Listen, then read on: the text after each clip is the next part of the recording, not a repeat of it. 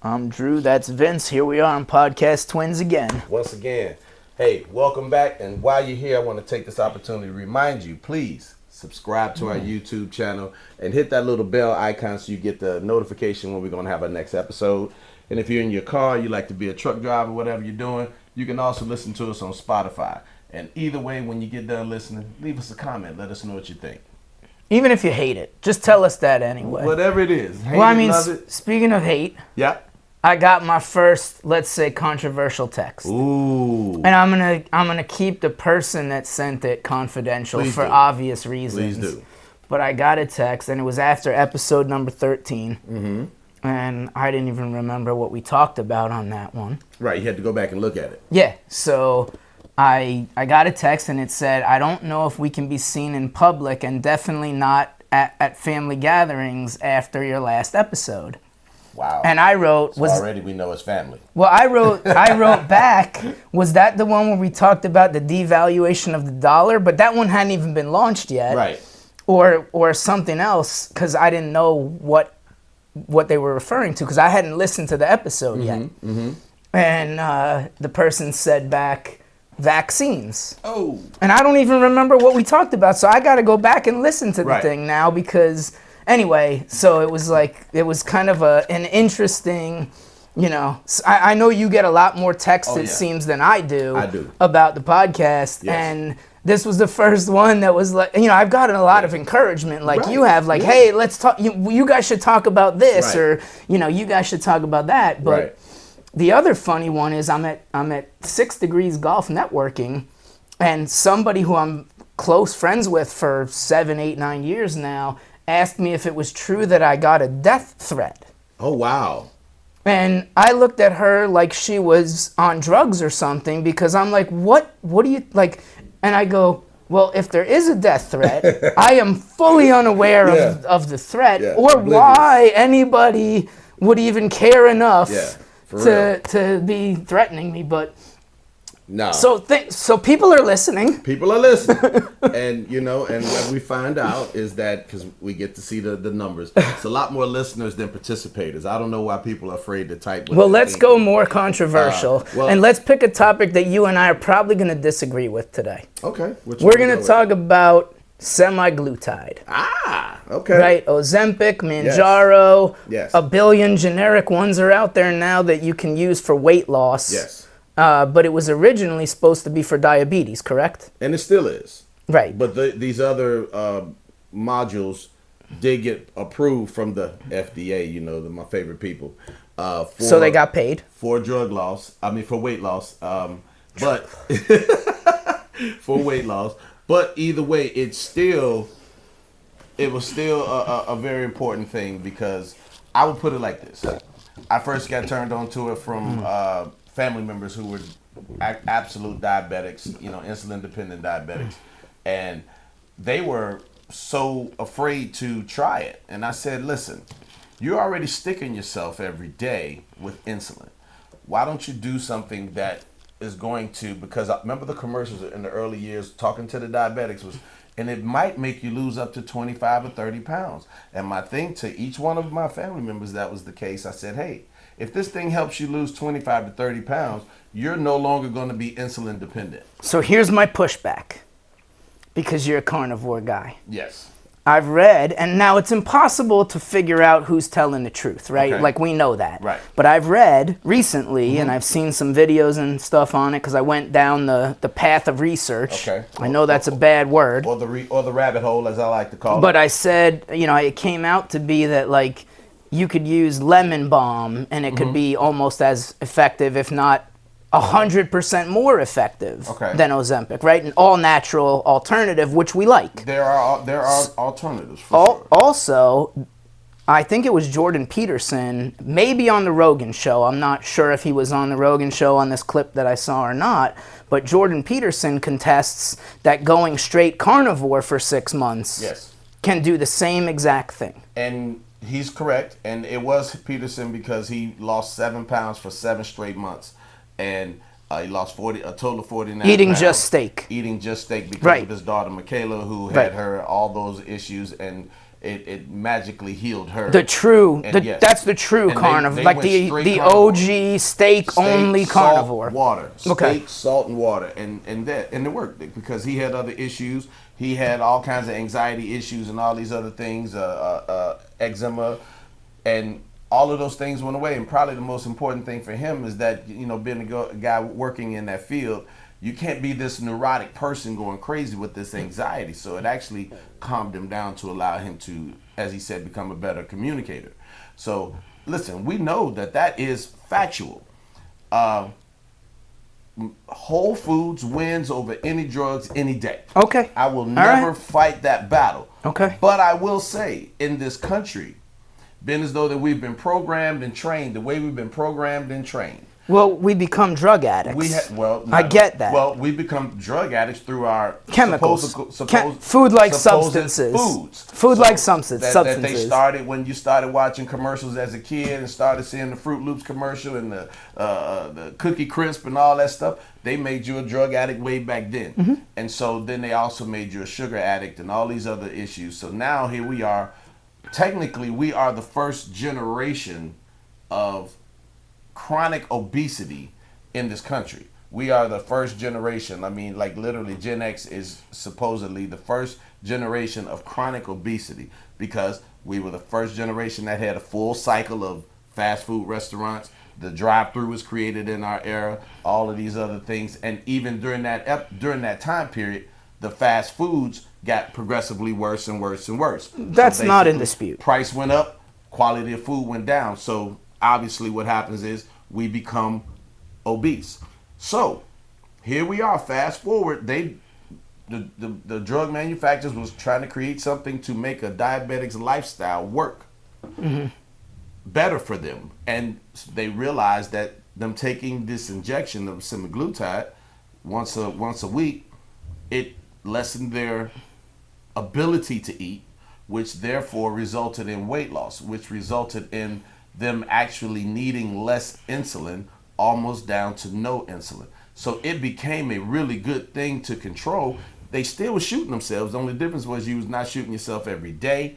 Now you're shooting yourself every week. Still chemical, still drugs, no doubt about it. Okay. But it did become a tool in their toolbox. So again, research, because this drug has been around for them for several years.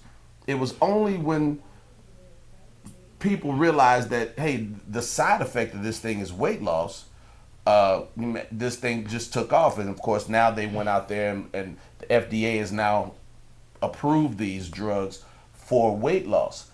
But there is side effects that we still must pay attention to, as in any drug you take. Talk about that for a second. Give me and I know you can talk from personal experience. You did it for what, 6 months or something like that? I did it for about 6.5 months. All right, go ahead. So side effects possible. I mean, I was lucky. I had little to none ever. God bless you. Yeah, the biggest side effect I would have every now and again would be maybe constipation. But you drank enough water and salt to. But I'll show you how I fix that in a second. But side effects that people talk about is the constipation or diarrhea, and that one's extreme or another. The acid reflux feeling, basically they want to nausea, vomiting, nausea, vomiting is happening. They can't hold anything down. That's also a big one that usually cures itself over time. But one of the biggest issues that when I went into this project, medically supervised on a trial basis. And that trial was because it also results in muscle loss, which is a big, huge side effect, especially for females. Because it doesn't just eat your fat, it eats your muscle too. Well, you're not ingesting enough nutrients on a regular basis to combat the rapid weight loss. So as your body starts to eat its own fat, eventually it will cannibalize its own protein. Muscle, and so what I did is I brought it to them and said, look, I'll do it. Let's do it this way, though. I'll do it under a controlled situation where I am going to be primarily eating protein, aka the carnivore style diet.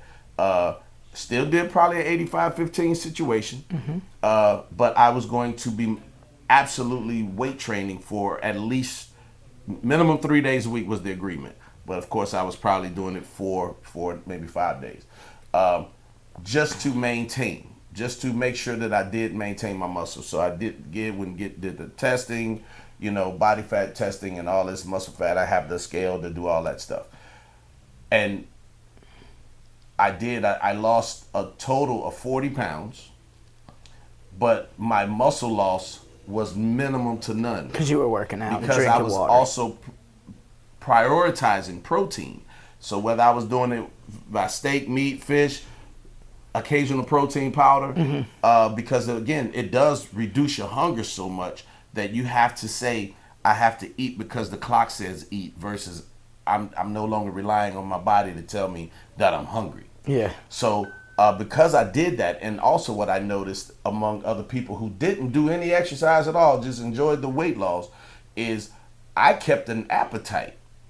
Because you were moving Because your body. I was training, because I was doing stuff, I kept an appetite. Other people would go days without even thinking about food, and some people even got repulsed by it. But because I was still doing things that required that nutrient, that body still overcame and craved that protein. And so, man, I would say absolutely. If you have someone in that issue, and here's the thing, it's a drug, yeah. But you know what? For somebody that's 400 pounds, 500 pounds, whatever, I'd rather them get the weight off their back as fast as possible. And then, because again, also part of my program, by the way, I will have to add this in. The program was designed that to go back and get retested and make sure that the weight gain did not come back after a year. If so, I got my money back, which is a wonderful thing, which is starting next month. So amen. Money back. So money back guarantee is a good thing. But what it did was also they did that. They came up with that program to help change your lifestyle, the way you ate, the way you trained, the way you did everything you were supposed to do. That's what the whole situation was about. So I totally understand it from the standpoint of that you did it the right way. But that's got to be 10% or less of people that are and I understand, like, if you're 300 pounds, like I have a friend diagnosed almost 300. Diagnosed with diabetes. He was pushing 290. Curfton knows him well too, and he's probably down to about 165, 170. Okay. And he did take Ozempic. I'm not sure how long. It might have been 8 or 12 months. Right. But he changed his diet. He basically thought, you know what? He asked his doctor, he said, do I have to take this forever? Okay. And his doctor said, you ate your way into diabetes, you can eat your way out. Right. And he said the Ozempic was a tool to get you there. Yes. So for him, and now he was actually one of the two people that inspired me to do Carnivore before I even knew you. Okay. And he didn't do Carnivore, but he just ate meat and vegetables, right? Okay. He cut out carbs, he cut out junk, he cut out alcohol. Right. No, hasn't had a beer in over 2 years, like everything, right? And he no longer has. Hold on. Okay, but hold on, let me tell you the good part. Okay. He no longer takes Ozempic. Right. And he no longer has diabetes. Right. So he did it. He's the only person I know that had diabetes. And then I think eating deserves 90% of the credit, and maybe the Ozempic deserves 10, but it could be 70-30, or I don't know, but personally I would say so it didn't take any effect on me until I got to the highest dose. Of course, I'm an extremist. And until I got close to the highest dose, like the first 3 months did absolutely nothing. Mm-hmm. Like I got to the point I was pissed. I'm like, give me my money back, man. This is a waste. But because I was in the program, I kept going. Once that therapeutic effect hit, it was like a sliding board. The weight started to drop, and you started to feel pretty doggone So good. Here's my question. But hold on. Okay. Because I want you to hold that question, because again, as all of that was taken, I was already still eating the Carnivore, so I was losing a little. I get it. But not like it did when I had the cumulative effect. When they both came together, man, it slid down like a rocket ship. And that's why I was waiting to hear the answer. Did he stay on it? Because yes, a lot of those quote unquote experts say you're going to stay on it for life. But again, those people are not talking about with lifestyle change. Your friend sound like he made the exact lifestyle change that they needed to do in order to maintain. Versus those who snap back after 3 months or 6 months because they go back to thinking that I can keep eating away because they didn't change their lifestyle during that process. And I think that that's the biggest problem that we have in this country when it comes to any drugs or vitamins is that they think it's a miracle damn pill that you take it and it happens and it's going to last forever. No, if you don't change that lifestyle, it's going to revert right back. I don't care what it is you pick and choose. That's what's going to happen. In my case, I did it to use it as a jump start. And I'm holding steady right there where I've been. Definitely a lot better. I mean, I got pictures of to show you to blow you mind because sometimes you don't even think so until you see it. And but again, I'm still able to do much more things. My energy's great. I'm able to be on the floor, play, roll around with the G-pips and have a not great sleep, time. come here, shoot a couple podcasts, It's like great. no problem. And again, because we come from an athletic background, see, that's the issue. And for people like myself, you stop playing, but your brain still tells you, I'm an athlete. I can eat that. I'm gonna burn that off in practice tomorrow. I ain't been to practice in 20 goddamn years. You know, so where I'm gonna practice at? So, you know, that's the whole issue when it comes down to it is, you know, I had to change that mindset. And that's where I'm gonna tell you, this drug that did not allow me to eat a lot of food. Okay. It helped me to reorganize because I would tell you this, even eating carnivore, I could overeat. Okay. Because I could just be like, man, I'm going ham. Oh, 40 ounces? Bring me the 40-ounce steak. It's a big steak. And I would attack it. Now, you couldn't give me anything more than a 20-ounce steak, man, and I'm probably taking some of that home for steak and eggs the next day. Yep. So now it did help control that because it helped control this. And it also did have an effect, which is also that you're going to start seeing it being prescribed for cessation of smoking and drinking because it takes a lot of those urges away.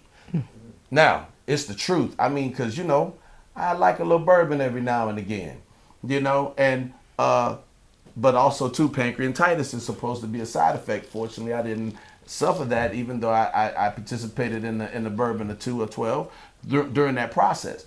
But I tell you what, where I would have 2, if I had a half of one, it would probably still be sitting there.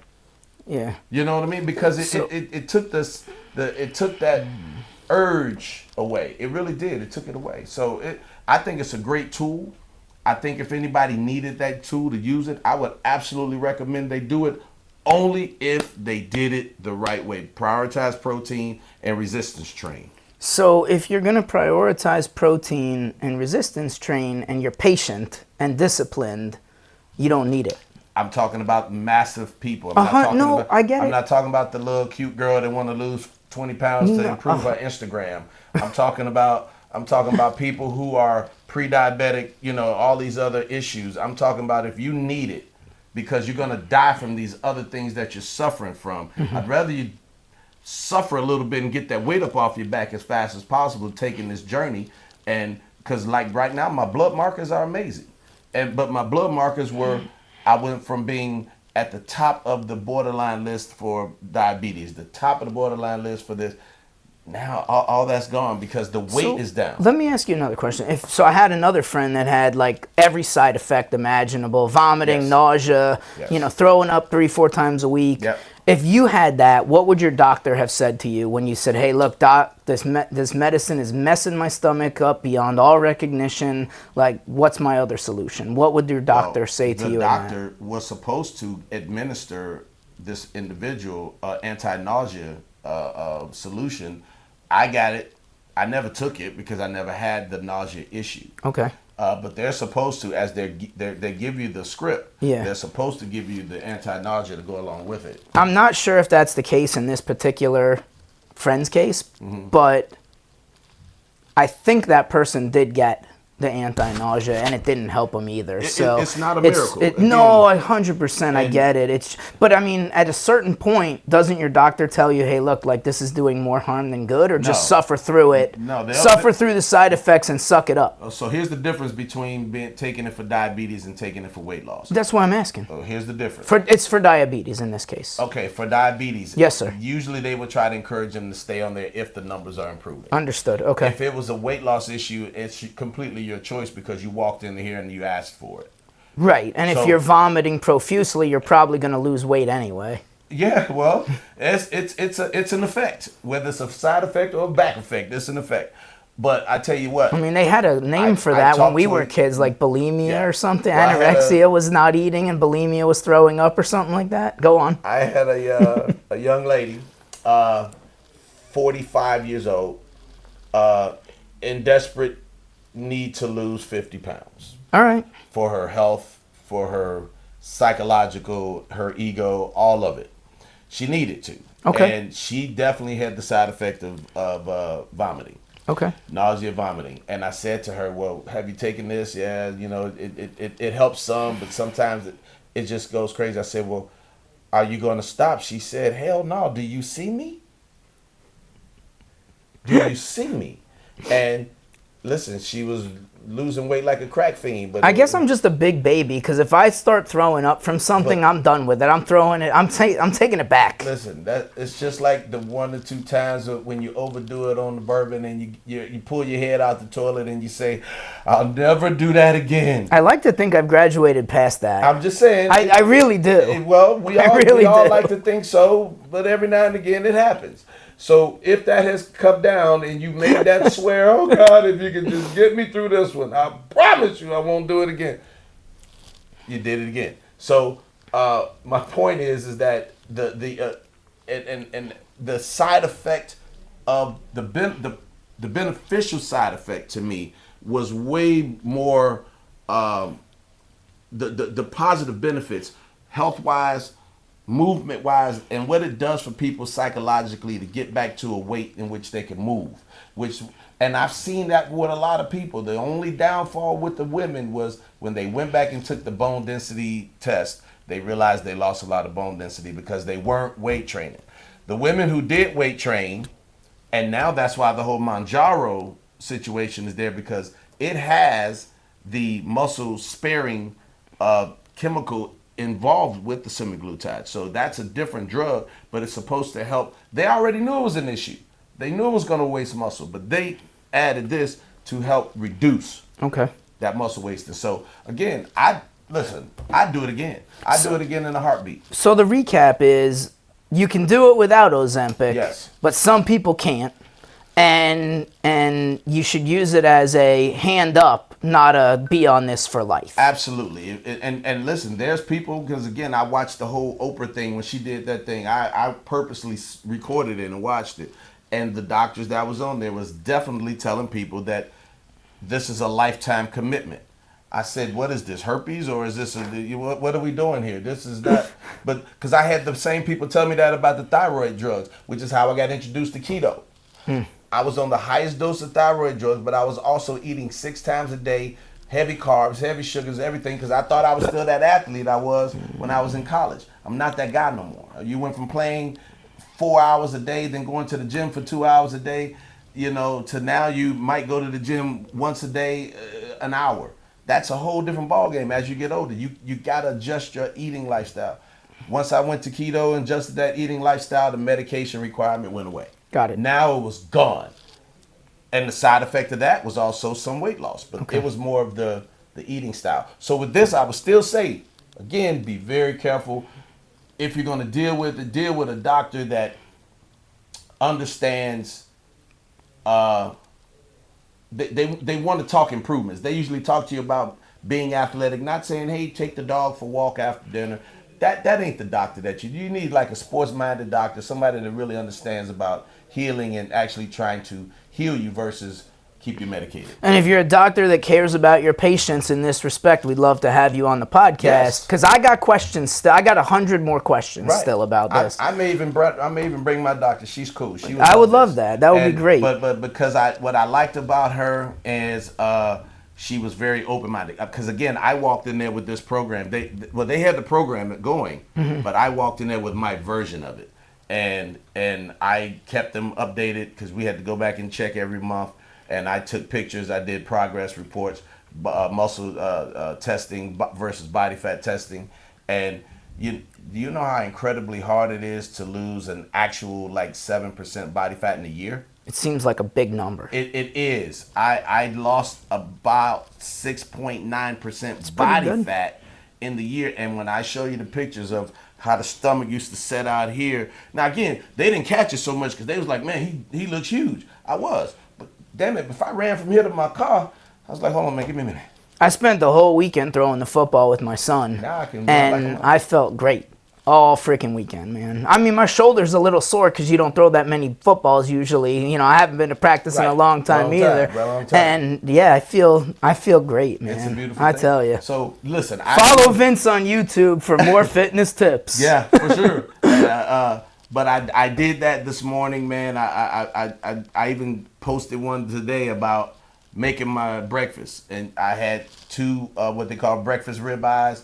2 thin little breakfast ribeyes with 2 eggs, because the joke was I normally would have had 6 eggs, but at this price, I got to start rationing eggs now. Break the old protein powder back out to help supplement my protein now, because these damn things cost like $18 an egg. You joke about the egg prices, but my wife is seriously considering building a chicken coop and having chickens. And our backyard's like the size of this room that we're in. I mean, we don't have a big backyard. But it's worth it. So we'll see. She's going to be out there pimping eggs. Hey, baby, I got that egg for you. What you need? What you need? I'll be selling them right out of my front door or my back deck or something. Have like some chains on, some gazelles on. Yeah, you don't need to be a drug dealer. You could be an egg dealer. Be an egg dealer, baby. What you need, baby? You know, next thing you go get some spinners on this cloud. More on chicken coops when I build one this weekend. Hey, listen, do what you got to do. But again, I do love the Jordan Peterson story and the Michaela Peterson. Yes, it can do naturally, but I definitely took the jump start that I had, and I don't regret it. I feel amazing about it. I was just with a doctor friend yesterday, and I said I would absolutely do it again for a cycle. Like a 3-month Let the cycle. record reflect that podcast twins have said something nice about a pharmaceutical. Yes, that might be the only time you're going to get this out of me. But yes, absolutely. So with that being said, hey, Mounjaro's calling on the other line. They want to write you a big-ass check, Vince. I'm going to be the spokesperson for sure. But listen, this is what we do. But this is also why we need you guys to comment. Let us know if you've experimented with it or have been had positive or negative results. Let us know. This is how we build this community. We would love to hear what you're talking about, bring it up to speed. And you can only do that if you subscribe to YouTube and listen to us on Spotify. So let's get it together, y'all. Let's get it right. Let's have some fun on Podcast Twins. Indeed. All right. We'll Catch you next time.